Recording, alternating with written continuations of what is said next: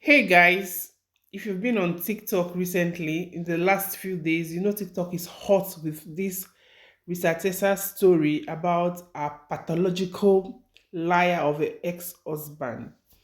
Guys, if you've not watched the series, the 50-part series, you need to go watch it.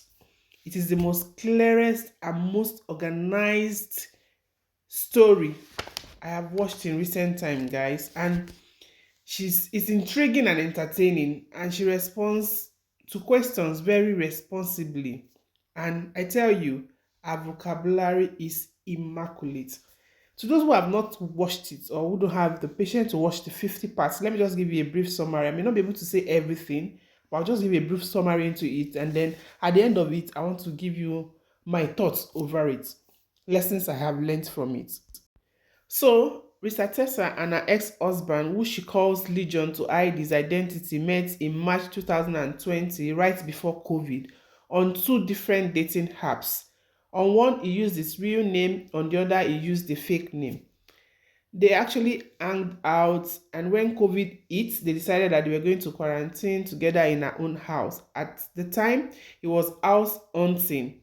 In the process of that, she got pregnant and they decided to get married. Although right before they got married, she lost the child, she had a miscarriage, she had to take some drugs to flush it out because already there was no heartbeat to the baby. And then unfortunately, the baby didn't flush out so well. She had to go do a D&C. When she went to do a D&C in the clinic or in the hospital, Legion couldn't go with her because according to him, he had an important meeting as a VP in a condiment company which he claimed to work. All these were actually lies. She eventually found this out later. But clearly, he always would leave the house daily at 6 a.m. and return at 3:30, 4 p.m. He couldn't get a house after, although they had so many house viewing, he couldn't get a house because he couldn't show a proof of fund to actually get the house. And at the time, he claimed to have a lot of money. He claimed that he had an offshore US account which he made money from playing with arena football. He's been playing for many, many years, and that he had money stored out in that offshore account, and he clearly refused to show the wife that account. He also had two other accounts which he showed her a screenshot of it. Later on, she discovered that all these were like lies, were images he got off Google to show to her.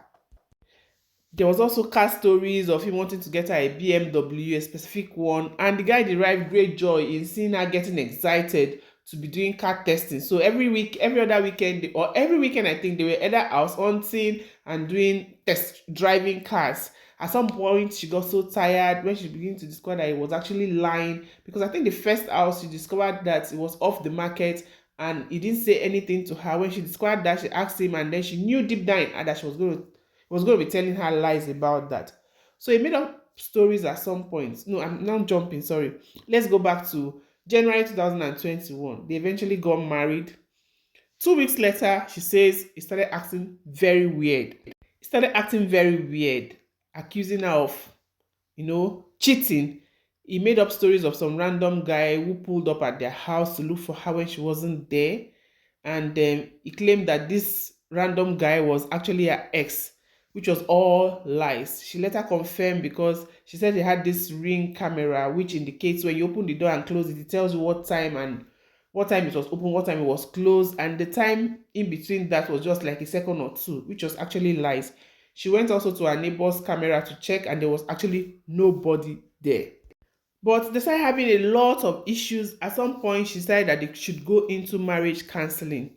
They met with a pastor and a wife, and they had lots of arguments. In fact, the pastor and the wife told her that if they had come to them for marriage counseling right before they got married, they would have told them clearly that that marriage would not survive. And they told them there and then, after a series of counseling with them, that that marriage would not survive. And true to it, 6 months later, they did get divorced.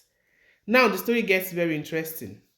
She caught him in Facebook messaging with other women, and naturally, like his own self, being a pathological liar, he told stories to buy himself out of that.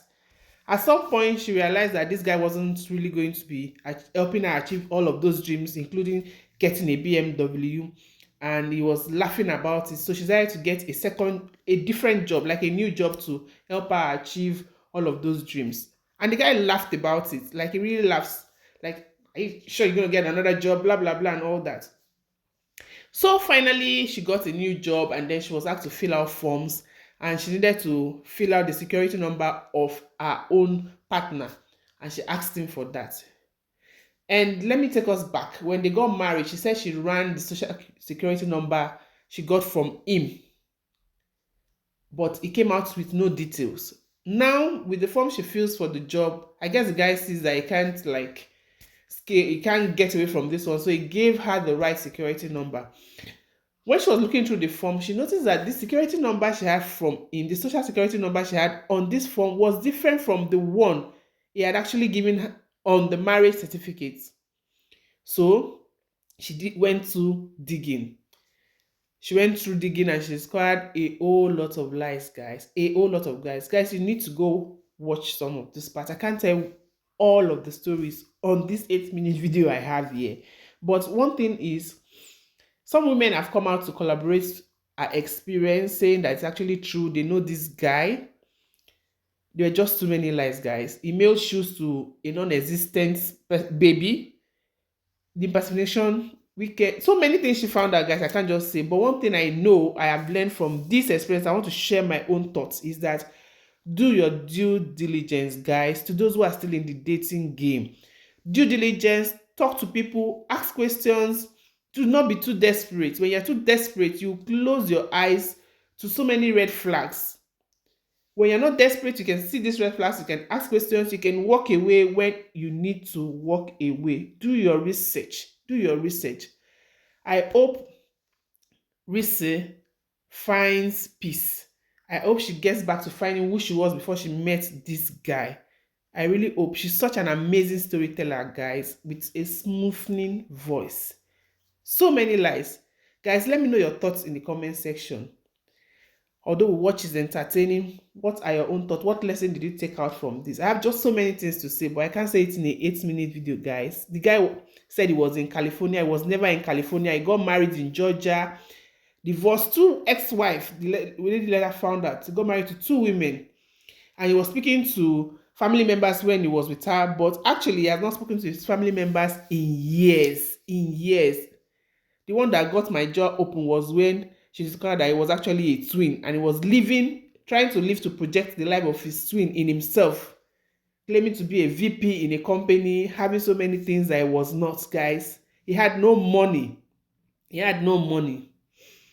Ladies, please, do not be too desperate. Do not be too desperate, guys, please. Guys, if you want me to share more of my thoughts, I'm going to be bringing relationship issues on here, like I said in my last video before this one. So I'll see you again.